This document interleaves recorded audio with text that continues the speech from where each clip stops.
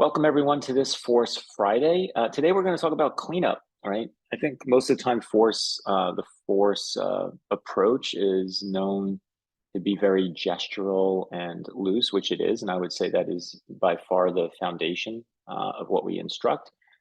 But today we're going to take our own drawings and we're going to push them to more of a cleanup quality, right? A cleanup level. And what does that mean? How do you do that?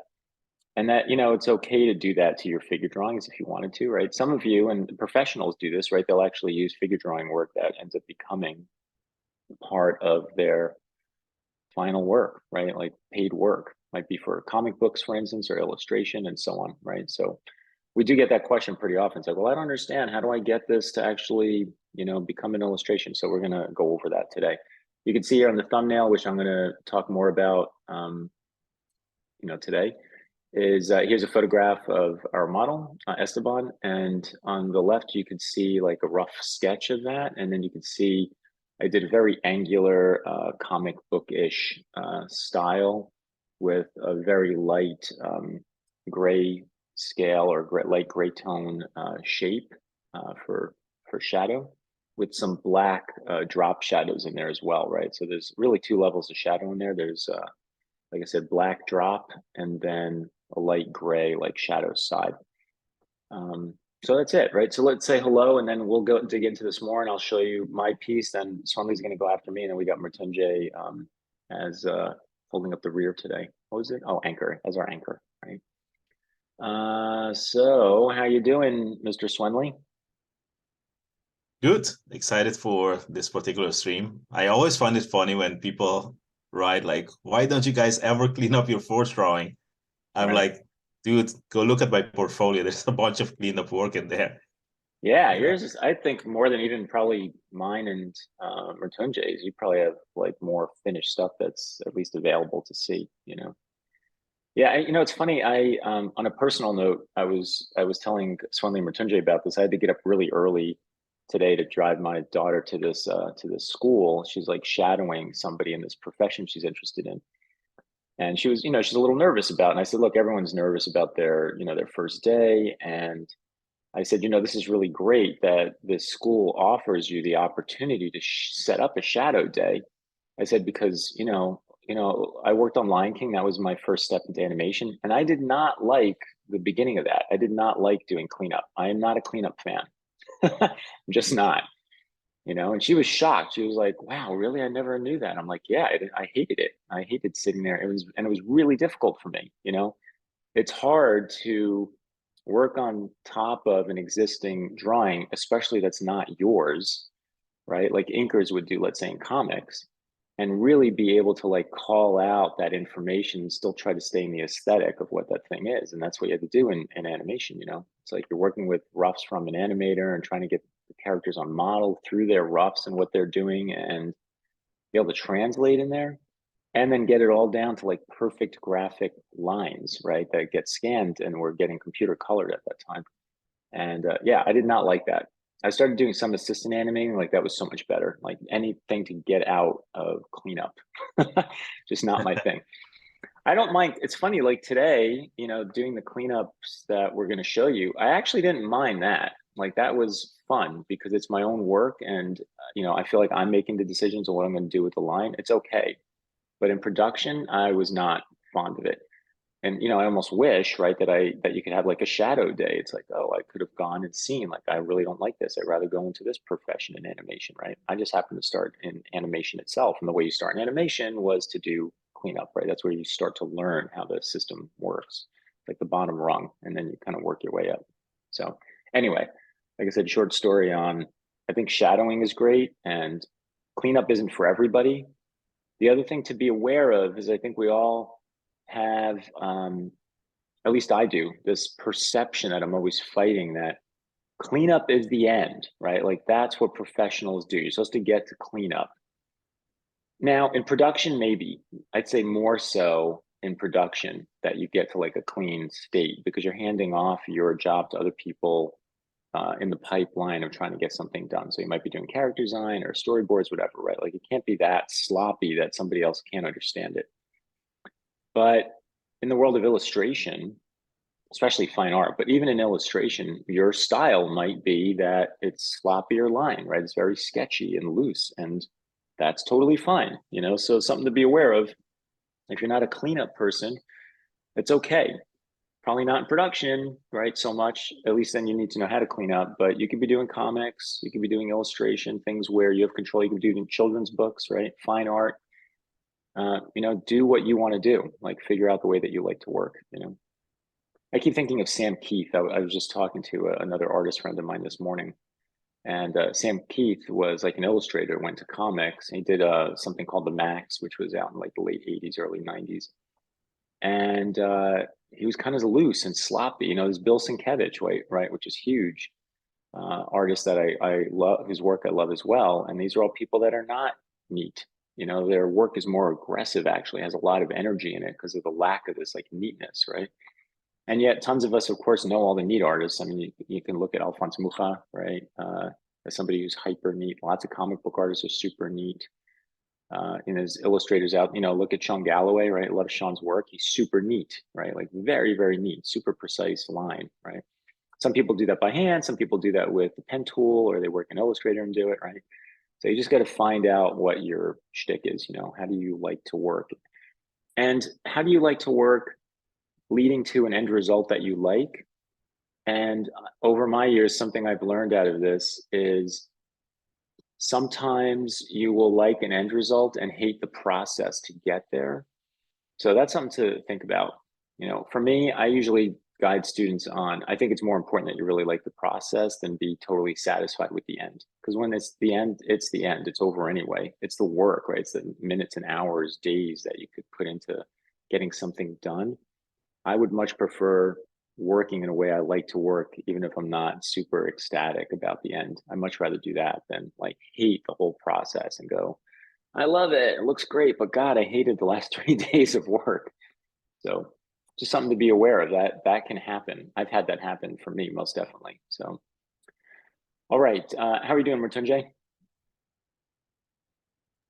Oh, I'm doing pretty good. I'm also it's the unique one that we're doing right now, and yeah, I'm also not a cleanup fan, you know, not a cleanup person, because I think like you lose a lot of energy. For example, just the drawing at like at your backdrop, you know, it's just look at that energy in that first one versus the Oh yeah. cleanup. Right. Yeah, It's it's very just different, right? yeah, it almost reminds me of like Glen King with like rough animations, you know, and see how beautiful it is. Like you don't need like clean up to like forward your message, you know, to the viewer. So, and I think it's better that way. But yeah, you know, cleanup is a part of the workflow, and people love it. And so like some people do, some people don't, you know. Yeah. But it's fine. It's like you should be knowing both, I guess. And so whatever, so you're not like limiting yourself. I think within the process. I think psychologically, I always think like, why? Why do people draw this way? To me, I'm always trying to investigate and come up with answers and connect the dots to try to rationalize why things happen the way they do. And there's something about cleanup that feels like cleaning your room. You know, I always come back to the bedroom. It's like just cleaning your room feels good to be organized and neat. And there's something nice about looking at a clean room versus one that's messy. But at the same time, you can argue and say, but a messy room is cool, right? Because it has a lot of character and you can see the person's stuff, right? And it has more agitation and more energy in it in the room itself being organized, right? And I think that's kind of what happens in drawing, you know, like for me, for instance, I don't like a messy room. But in art, I like it messy, right? So it's kind of funny, but I get the cleanup thing too. I mean, I get it. I get the addiction, the fulfillment, you know, the reward, the sort of emotional reward of like, oh, it's nice and neat and organized, you know, and it makes for a pretty picture, you know. So I'm not, like I said, I'm not here to give answers. I don't have answers to this. I'm just sharing with you awarenesses that I've accrued over 30 years of teaching. You know, I almost make a joke of it when I teach students and they come in really messy or really neat. I'm like, oh, you'd probably be a great roommate, you know, because I could see that you think like this, you know, and I'd like somebody that's really neat and organized even more than I am, you know. So, all right, well, let's get to it. What we're going to do today is we have us each drawing. We're going to scrub through these these sessions, these videos, so you could see. So what I did here is I have my rough, and I had already like a slightly cleaned up version that I re-clean again, so I can kind of talk my way through this with you, and then take it to where you see it. Now, the main thing to be aware of here is I'm using the force line, first of all, constantly. I'm going from A to B. So every line has a beginning, a middle, and an end. A beginning, middle, and end. Very Leyendecker-esque, right? JC Leyendecker-esque. It's very forceful, and that's why we talk about Leyendecker quite a bit. So that's the first thing. Cleanup takes clarity, right? In order for your work to be clean, you have to have the clarity mentally to get rid of those cobwebs and say, I'm getting from here to here. And you're doing that, you know, hundreds of times, right, in a drawing, from here to here, from here to here, from here to here. And each one of those is a design decision, really. So lots of creative design decisions to make, I think, to get to a good cleanup. So you can see, you know, as I go through this, pay attention to where I start and end.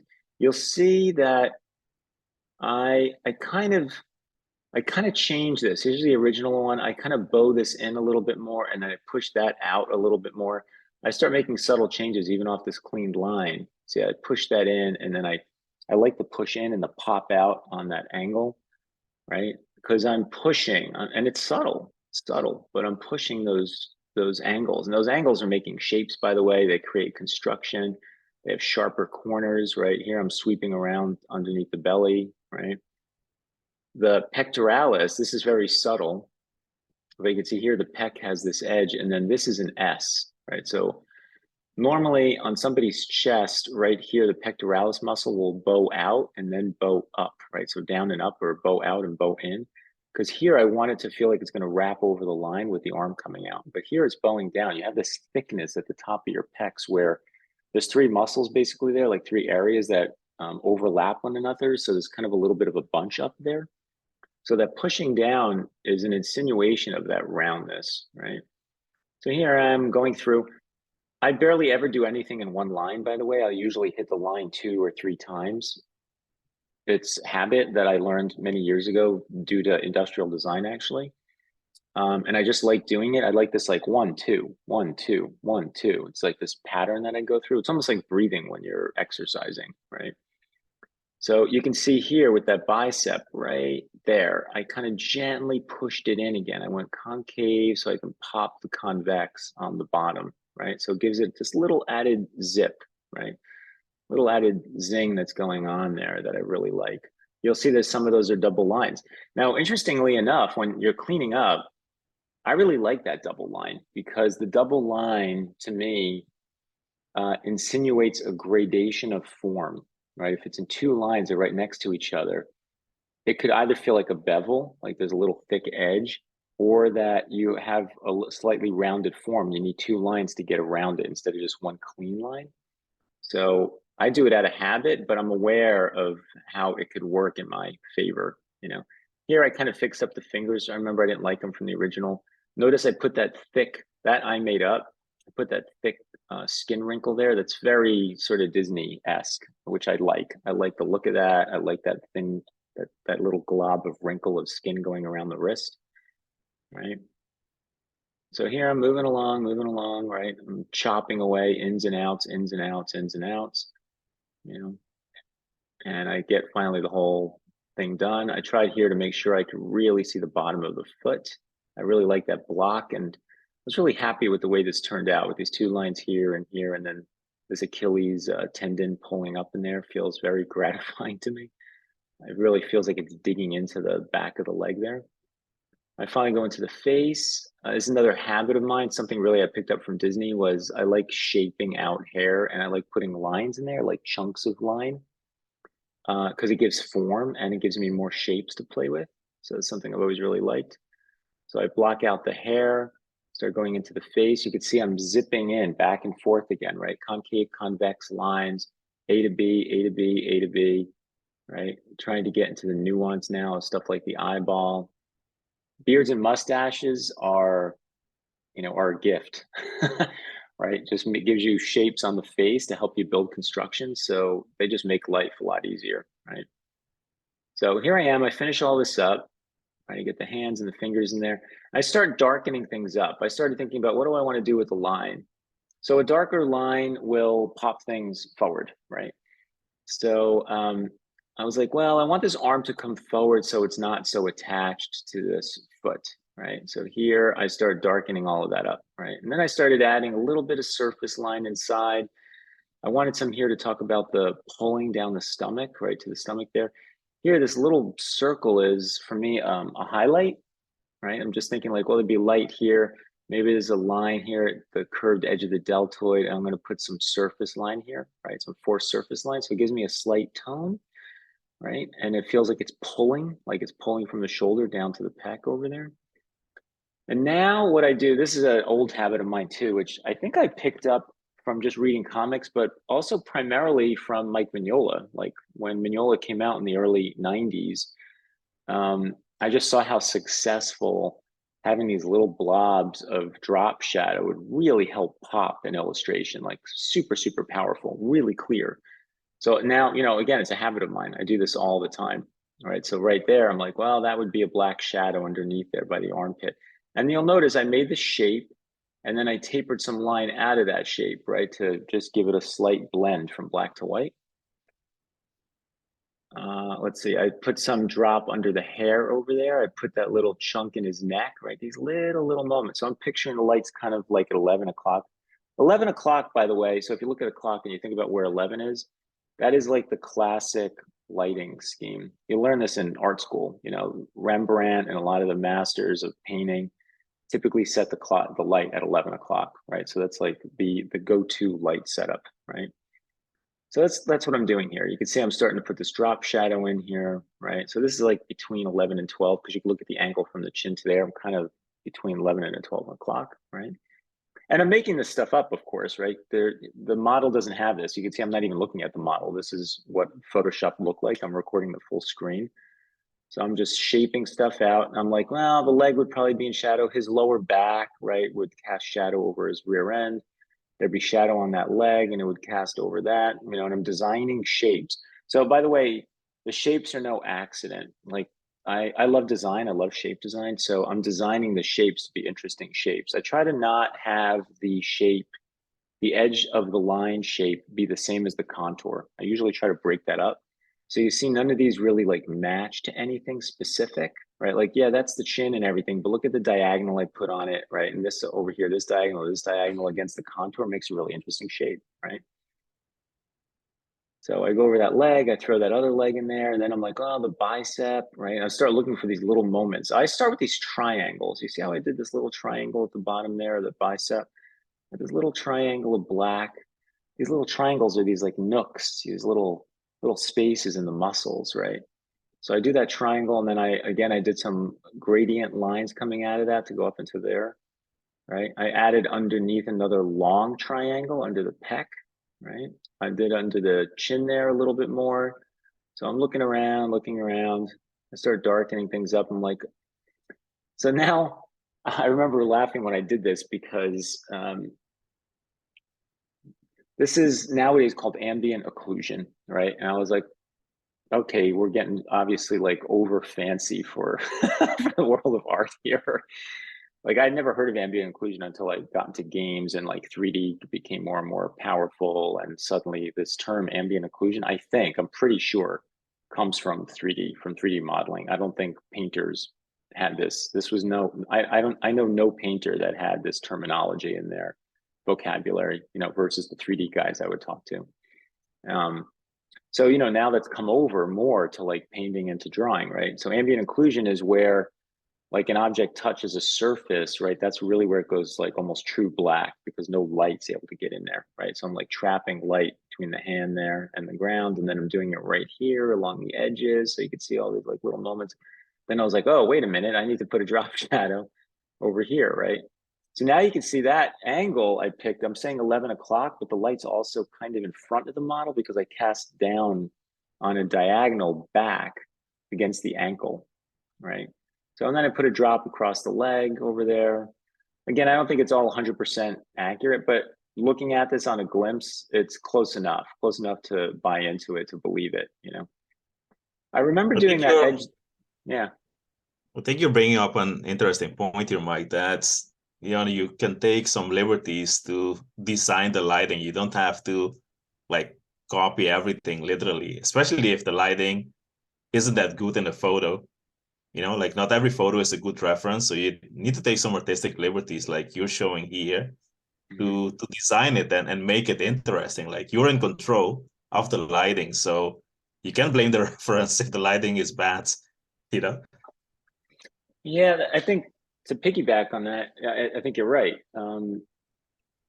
A lot of students are so literal in pushing for what's right that you lose creative control, to Swinley's point, you know. I mean, go watch a movie or a TV show.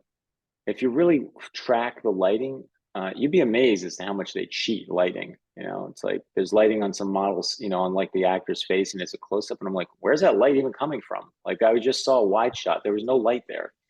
So how did that light get there? Right? They do that all the time. So, you know, what you want to watch out for. So sometimes I do teach lighting and painting and mentorship. It's rare, but I'm more than happy to have that conversation. Um, what I try to watch out for is you don't want to obviously break it. You know, there's got to be some rule. So we know that my light's at 11 o'clock and it's slightly in front of the model. I'm not going to all of a sudden throw shadows across from like a totally different light unless I'm purposely saying there's a second light, it's a reflective light, you know, it's create you know, rim light or whatever, right?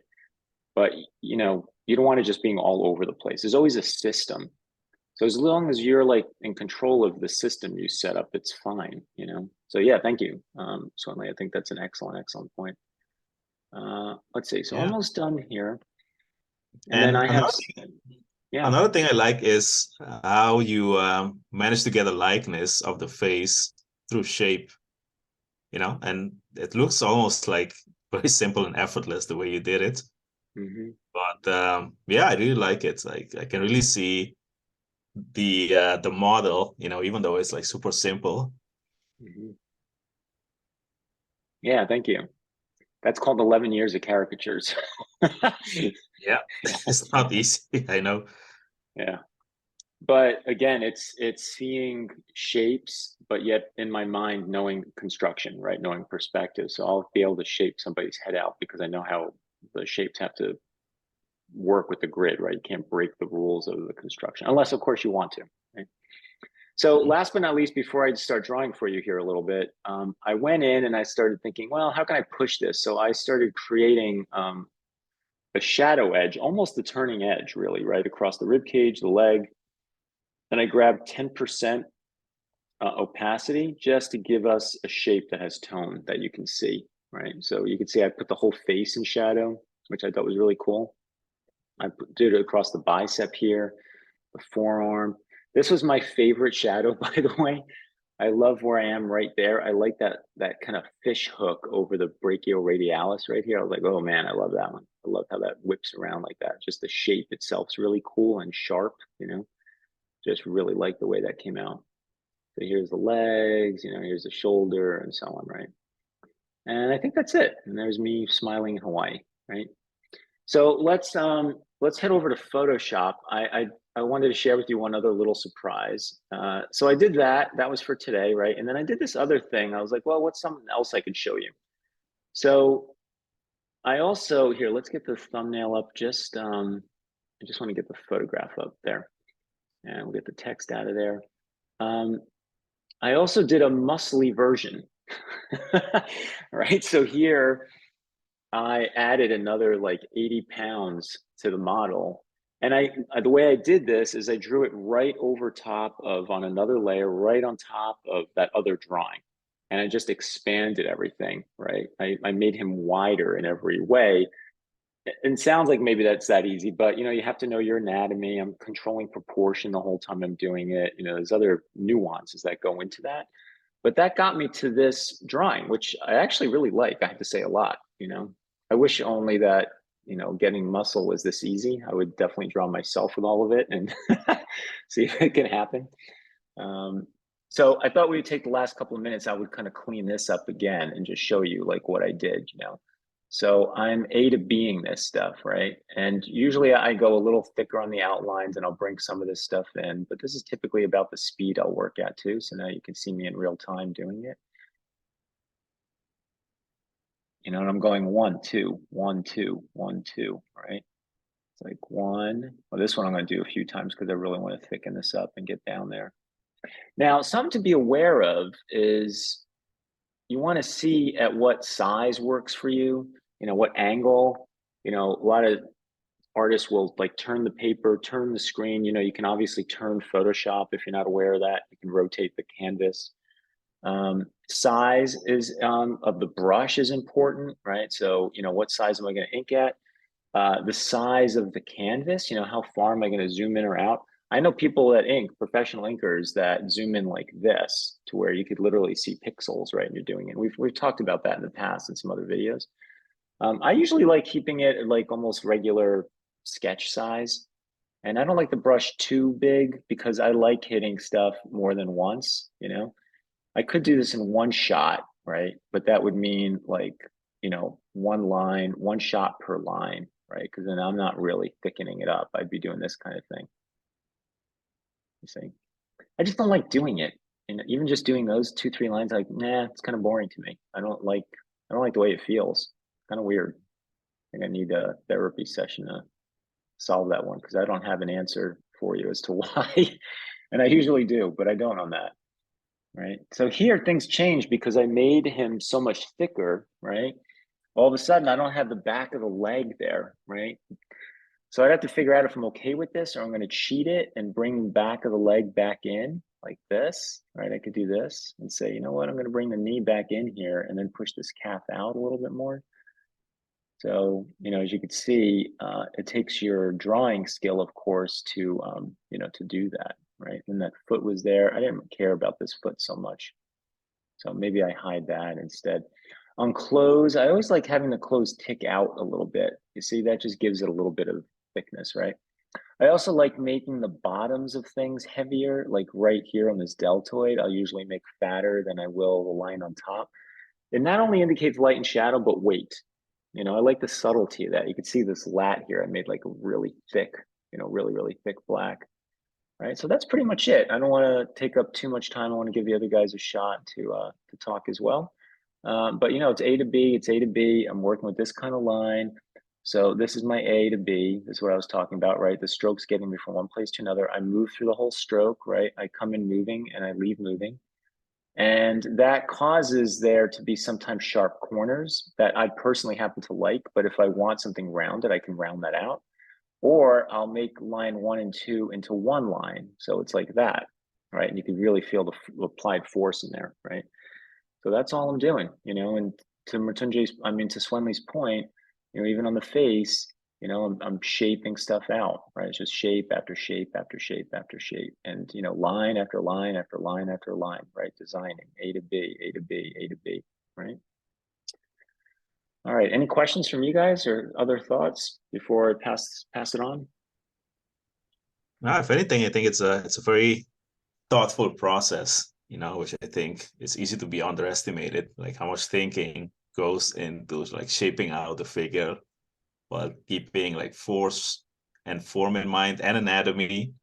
So it's a lot of stuff to think about.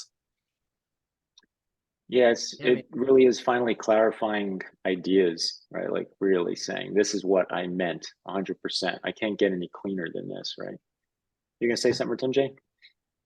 yeah, I mean, it's the creative freedom that we have, that you have right now in here, let's say in this video or the demo that you did, is like, it really is like art directing all these things, and that makes it a little bit more fun rather than just like, you know, taking just like one thickness, because that's what people usually meant by cleanup, is like, oh, clean this drawing up, and they would just like take the pen tool, just, like, made one thickness, you know, for the whole drawing.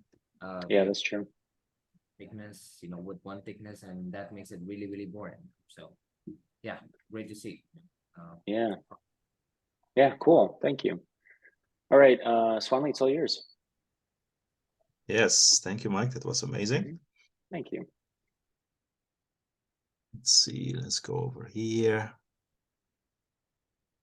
So what I basically did is I just picked the post that I started with during the previous live stream, and I just worked on it further until I reached this point of a fairly clean sketch.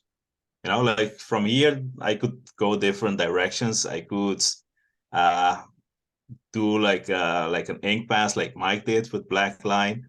Now I could add shadows. I could sculpt the drawing. So once you have a drawing that is like working, then you could do anything. I could take this into painting, you know, if I wanted to. And I'm going to share with you guys the process that I used to get over here. So let's go to the video.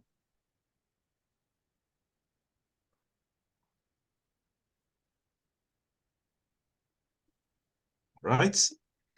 So I just used the what's it called? The feature in Clip Studio to the time-lapse feature. That's the word I was looking for. And as you can see here, so the blue sketch underneath was a sketch that I did during the Force Friday, the last live stream. And I basically, like, it was okay. I could have taken that drawing and like do a cleaner pass on top, but I saw some things that I could improve, you know, so I kind of like started from scratch on top of that drawing. So that's what you see me doing here. I'm just doing like another pass, you know, making sure that especially the construction works, that everything, all the body parts like fits properly into each other, and see where I could like improve the proportions. And yeah, as you can see here, I start to like add some clothing. I did a little correction on the face. Like basically I brought it a bit lower, and I think there was a bit more applied force on the face than I initially had, like pushing that face forward and out. So I wanted that.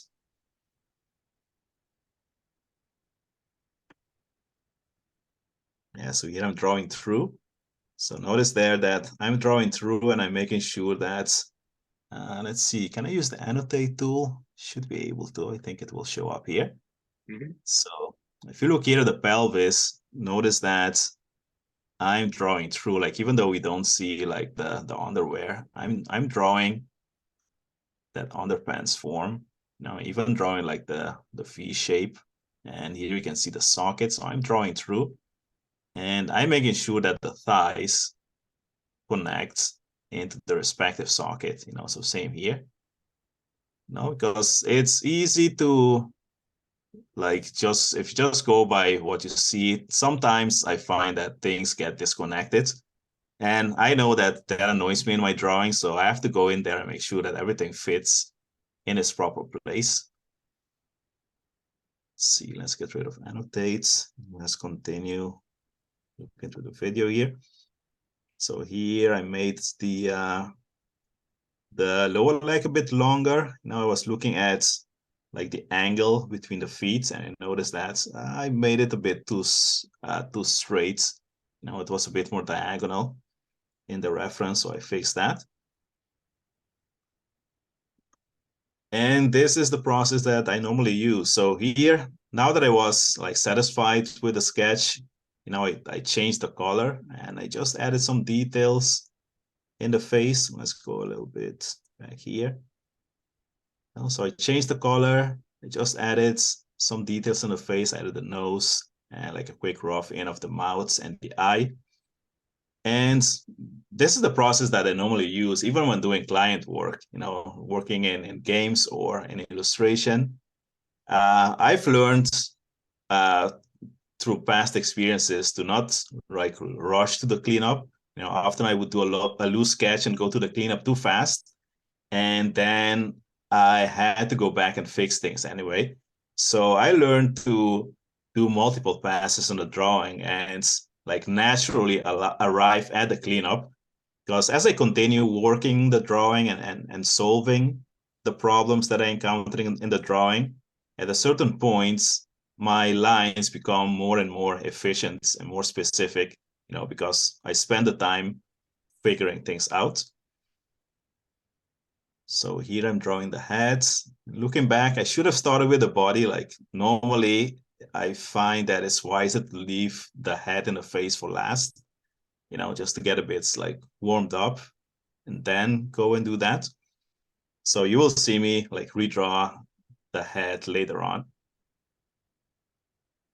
So even here, this is still like a second pass. So it's starting to get cleaner here and there. I'm still using construction, as you can see in the arms, for example. I'm still wrapping right here around the wrist. I'm wrapping here at the knuckle line. I'm using some wrapping in the fingers. So I'm still adding construction where needed. So it's not necessarily a cleanup. It's more a second pass or a third pass in this case on top of the drawing.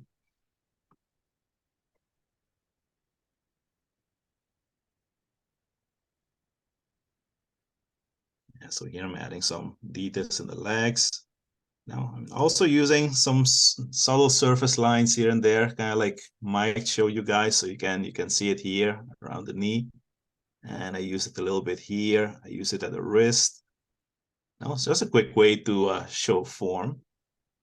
And like I like to read comics, so that's one of the things that stuck with me looking at comic book drawings, how they use those surface lines to like round the forms.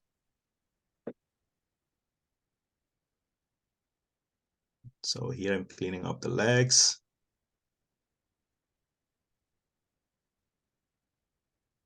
So here I go back and redraw the hair and the face. As they often say in the industry, like you can mess it with the other parts of the body, but don't mess up the face. People won't forgive you for that. So really want to make sure that works, because that is one of the places that we look at the most as human beings. See, so I'm still working. It's a beautiful knee, but to your point, if the face is messed up, the knee doesn't matter, Exactly. Yeah. So I went back and fixed her eye.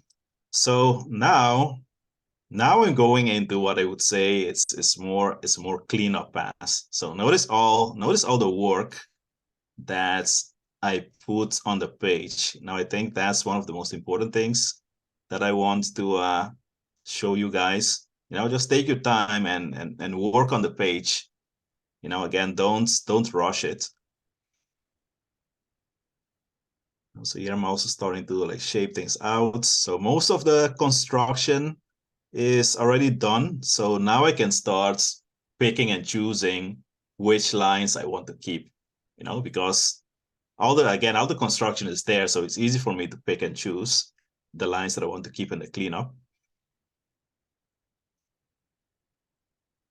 I think it's interesting to look at your drawing compared to the one I did in that your lines are a little thicker than mine are and curvier than mine are, and therefore it affects the general aesthetic, and I think for you guys, just be aware of how much personality, right, a line conveys in the work.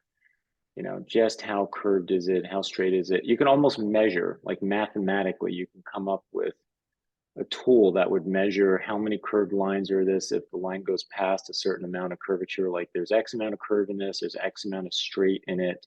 And what's the thickness of the line, or what's the variation of that thick to thin in somebody's line? And I guarantee you could put number amounts to all of that and get a sense of what those amounts do to the overall look and feel of something. Yeah, that's true. I mean, in mentorship, we teach students to do this process right here in both a fluid style, more like what I'm doing, and an angular style, which is what Mike showed you guys.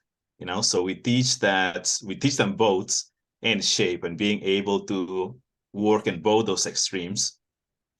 So that's definitely a good skill set to develop. Yeah, I think because, we're not teaching you a style, right? Yeah. We're teaching you an idea. And we want you to see, like, you can push this across many different styles and still keep something alive. The lines don't have to be super curvy to be forceful. Mine was quite angular actually and choppy, right? But the whole body was still holding itself together, right? So, you know, you could push more towards the structure of it, the hardness and design of it, and still keep force going, or you could purposely get more rounded and keep force more prevalent, more in the forefront. You know, totally up to you. Yeah, and funny enough, usually like force by itself, we're using the force line, is very fluid. So usually students have an easier time with the fluid style. It's the angular style that gives them a challenge because it's very easy to stiffen things up if you use too many straights. So it definitely takes some skill to make the drawing angular and still hold on the force, you know, and fluidity and rhythm. Yeah. So now I took the sketch from underneath, and this is just me doing like another pass on the line work that I already have, and increasing the thickness of the lines in certain places to make things come forward and go back. Like normally you thicken the line, especially when you have overlapping moments. Let's see, let's annotate here. So if you look at here, for example, at the arm, I like thicken these lines to show that the arm is closer and like your rib cage is further back. I did the same around here. Now here I thicken the line to show the weights, like gravity is like pulling down on that on the hamstring. So this is hanging. You know, so I thicken the line there to show the weight on the figure. So I'm using the visual weight of the line to represent the physical weights of the hamstrings there. Let's see, we're almost done. Yeah, so just playing around, redesigning the hair, and there's some small surface lines here and there. So once I was satisfied with the drawing itself, I just made a layer underneath and I started to add some tones. So this is just to like separate the visual elements, in this case, separating her clothing from the rest of her body. So I did it with the clothing, did it with the hair, slightly darker color. There I drew the ground plane.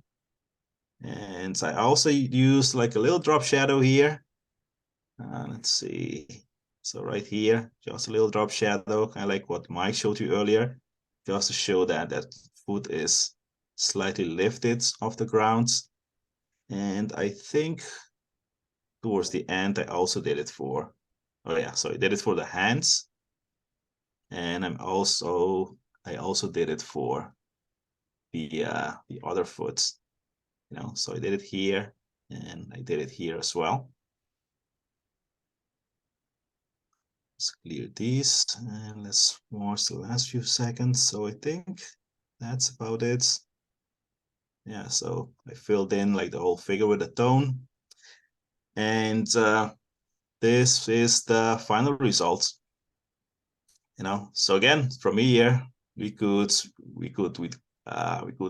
add like shadow shapes. You know, you could use this for painting.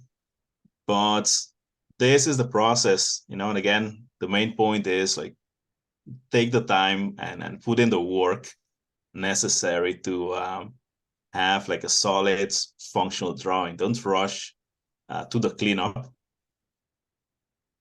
see, how many minutes do we have left, or do we have to go to? Yeah, whenever you're done, let's move on. Okay, that's it on my part. It's all yours, Matunje. Thank you, Swinley. Hey, you're welcome. All right. So,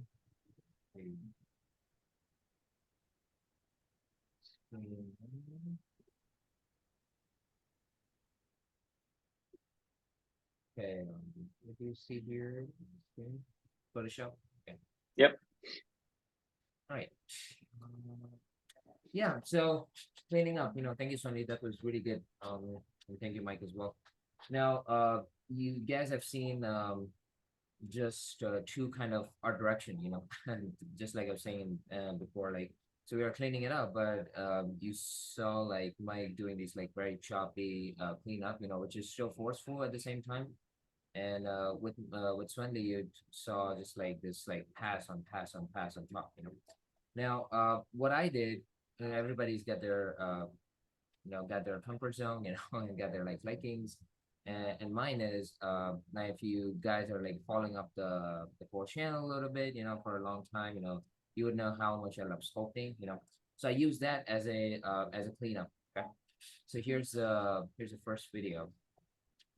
Uh, see, I'll open this one up. Oh, wait a second. Hopefully this isn't. Oh my God! Come on. If the video is short, you might be able to throw it in Photoshop, by the way.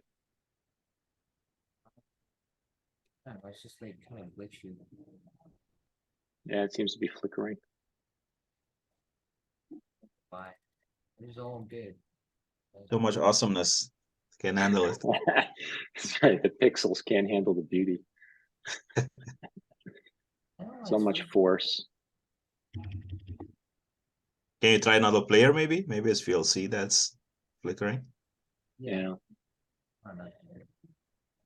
So I want to be come on, it's not even closing. Or like I said, you could also throw it in Photoshop itself on the timeline. The computer's done.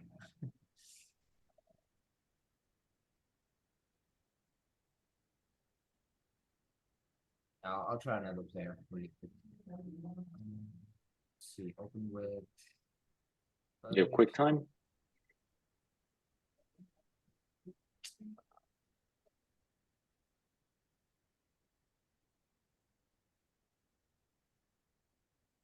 Media player. Hopefully it works. Okay, there we go. Awesome. Yeah, sorry, VLC was not working, guys. But in VLC, what I was actually able to do is like just increase the speed, just like pressing plus. But anyway, I'll scrub through it. So here's the you won't see me actually starting something like this out, kind of like that.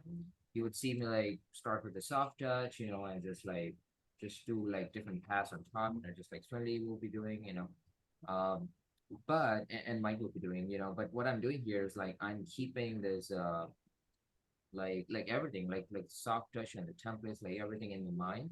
And I'll just like go on and like do these scoping lines, okay? So in the beginning, it was like really abstract, as you can see, right? So see how I started? I started from the torso though, so I'm keeping hierarchy in mind. But what I'm doing is like I'm really just focusing on the efficiency of the line, okay? Like how much I can get through those like through the strokes and how much like force I can get out of it, the energy I can get out of it. So yeah, it's a little different kind of cleanup, but it's very meditating for me. To be honest, it's a little bit of slow process. You won't see me drawing as like fast. As you can see, because it's a kind of a cleanup drawing, or mostly like a cleanup drawing, and you see me like bringing in a lot of thought behind like each line. Okay, and this is a real speed, by the way. I didn't slow it up or anything like this. This is a real speed. This is a 10-minute drawing, by the way. I'll show you in Photoshop as well. But yeah, as you see like me move forward, the line that I'm putting in, that's the final line. Okay, so I'm not like doing any sort of pass on top. Now, I'm not saying, or we're not saying that okay, you should be doing it, you should go it this way or that way. Especially this one, I don't recommend it to beginners because you need like a solid base, to like actually start with. But it's a good thing to try out when you.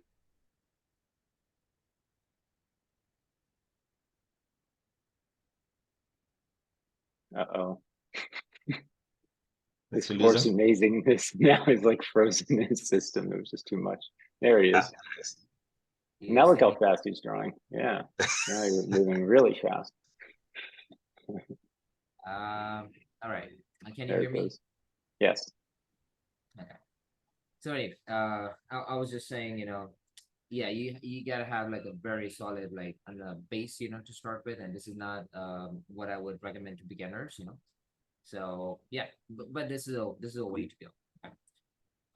Okay, I'll I have a start. technical question for you. Why is it that every time your brush touches down with the line, it makes a little circle around it, like a little puddle? I don't know, maybe What's, it's just recording software, yeah, look at that. But this is Photoshop, right?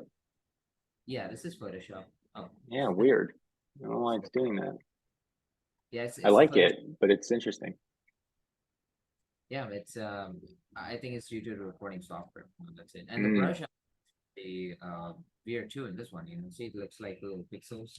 mm-hmm, mm-hmm, I don't know why. It's just but the brush doesn't look like. yeah, weird. So I know this is the way to like go for like one sort of like cleanup. You just like have like all the things in your mind, just like whatever line that you're putting in. That's like just one final decision. Mm-hmm, But there's definitely a potential to do a second pass on top of this. Okay, mm-hmm. like you, for example, like this line right here, I can hopefully I can annotate you. Like this line, for example, like I can remove that a little bit, or I can just like erase that a little bit because that won't be following as straight as to like this area right here. Okay, so I can remove that one. As you can see, I just like kind of put in the face in there like really, really fast. And this is what you would see me doing generally. Let's say with soft touch, and then I'm just like doing the sculpting on the top. Now you can follow the stream on the previous week, we did the same thing. Like I basically sculpted, and you can see like the whole process of what I'm actually doing. And this is like the advanced version of it. Okay, so it's like sculpting, but it's like all inside your mind. It's very meditating though. That's what I really like about it. Yeah. So and you can see me kind of erasing a little bit. Little areas like here and there. If that's not like working, for example, I ended up erasing this leg and just like made it completely new. um let's say somewhere, yeah, there we go. Now see, I raised the leg, and then I did it again. But it's like this process here, it just demands more specificness, like more decision making. Like, yes, the line you're putting, that should be the final one. All right. So that's one. And what I'm like also doing with the sculpting, by the way, I'm trying to like bring in some sort of shadows, some sort of light. Core shadows usually, not the light, but I'm putting in the core shadows, so the light is coming kind of automatically there. So as you can see in the light there, I'm just like doing the sculpting, but that's also defining the core shadow. Okay. All right. We have the second one. Let's see. Open with the same player. Windows Media. Okay, there we go. Now, the reference is from the Human Anatomy for Artists.com, by the way. So very good reference. And here I'm specifically going for a reference which is usually, which usually does have a little bit of shadow shape. So I'll show you in the Photoshop what I did, after this thing. But here you see me kind of going into the process of like doing the soft touch a little bit. But again, I just quickly jump in with a brush, with a smaller brush, and like start to like do this sculpting. Now, one thing to remember here, technically speaking, I'm always changing my brush size, which I don't know, like repeated a million times before, and I'm still gonna repeat it. I'm always changing my brush size in order to like have more control over the line, because I cannot like do this with my pen, right? I cannot like with my digital pen. Okay, I cannot like put it on an overhand grip like to have like broader stroke, right? So I've always had to put it like this in the writing grip. So the way I mimic the broader strokes is like using the bigger size of the brush. Okay. So I'm a right-handed person, so I'm drawing with my right hand, but my left hand is always on this like bracket keys. Okay. So yeah, you see me like there in the real time. It's I'm always like changing my brush sizes. Like tick tick tick tick tick. And if you cannot hear that, but if you can hear it, you will always like hear that tick tick tick, on my keyboard, because I'm always like changing my brush size. Here you see me going with the force, by the way. So um, if I just want to like do a simple template over this actually goes like that. Okay. So you see me kind of directing my own hand into that same direction. Okay. You see like all the strokes that I'm making is like going in here, it's going in here. Okay. And again, you're just and here you can see me drawing that drawing the tricep there. And I'm using the core shadow of it. I'm using like the core shadow part to like define the muscle instead of like kind of outlining it. Okay. So yeah, just like I said, there's like different techniques, but the basic is overall same. It's just like you are the line that you put is the final line.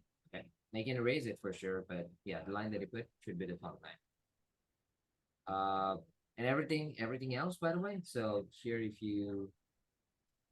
I just like scrub it a little bit right there, see what I did in the shoulder there. I defined the shoulder, right, which is like the deltoid, and I did this force right there.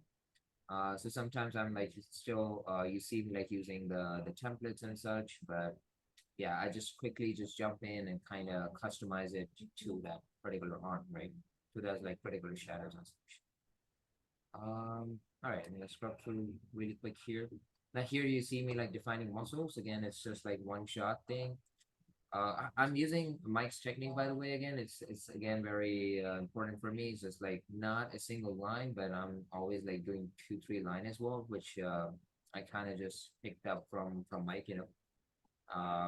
So, but yeah, I'm doing it like 2 or 3 times in order to like define one thing, but the ideas of the line are same. So you can just kind of call them a single idea, but 2, 3 lines. Okay. Yeah, there we go. You see me like defining muscles and such. Sometimes I do erase if the accuracy is not coming, but as you can see right there as well. All right. So just like I said, you would see me pulling in this direction, okay? Like pulling my strokes in the same direction as like the forces go. Okay. This is the Frazetta style of sculpting, by the way. Okay. So yeah, I love this style of sculpting where you sculpt for the force itself. Okay. And in the way, like you're rendering it out, So I'm just gonna scrub through in the end. Oh yeah, here you see me like putting in the sculpting lines, but for the respect of the core shadows. So I'm bringing in the light and shadow at the same time while sculpting it, right? So while giving it more movement, while bringing in more dynamics, and while putting in like more form lines on top of it. Okay. All right, and there we go. So that's the final drawing. Now, I'll just show you the Photoshop, so what I did with some of these drawings and how I took them forward. And if you want to do a little bit more cleanup than this. So here's the drawing, that this thing, and here's the reference, by the way. This is what we basically use when we teach sculpting. So right there, that's a complete drawing. And this is what I did, after the sculpting process. So here's the first pass, which is just like the template and like a few muscles, like just big muscles here and there, or not just muscle, I should say, but like a few details, like the big details. And then I went with the sculpting, so you can see like I'm sculpting in with the fork, but I'm also kind of mimicking the foreshadows in there. There you can see the reference. Okay. And then what I did is I turned those like sculpting into like literal core shadows and just kind of tone this like the other side of it. Okay. So this like really brings up a kind of a rendered version, but using that same the whole sculpting process. Okay. All right. So do we have a little bit time or? If you want to take a couple of minutes, we're way over, but it'd be cool to see demonstrate something live. Okay. Well, so that photograph, that's one I took. I think I took that at a museum. It's cool that you used it.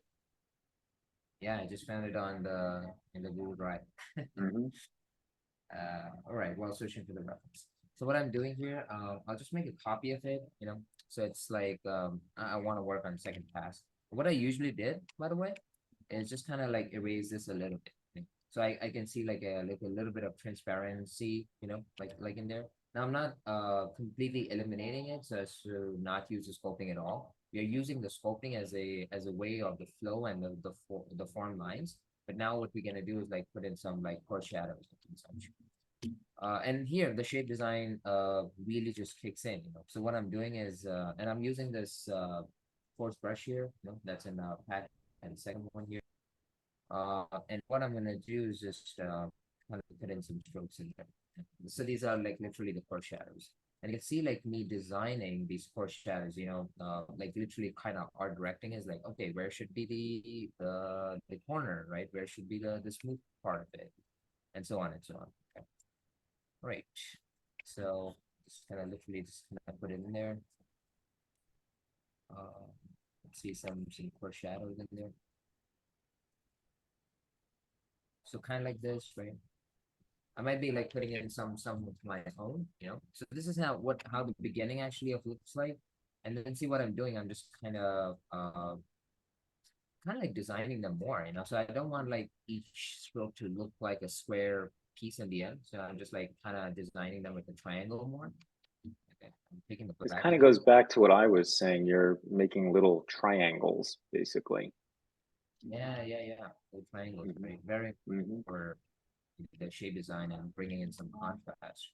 hmm Well, so here, and I'm not to go like too deep into this, but once you like put in your foreshadows, then what you need to do is you want to like put in some tone, right? Especially on the other side where like light is not hitting. Now, this actually is not the most accurate one that you see from the photograph, but this is like the beginning, and you can see as I'm zooming back in, or like zooming out, basically, as you can see, like the light starts to appear.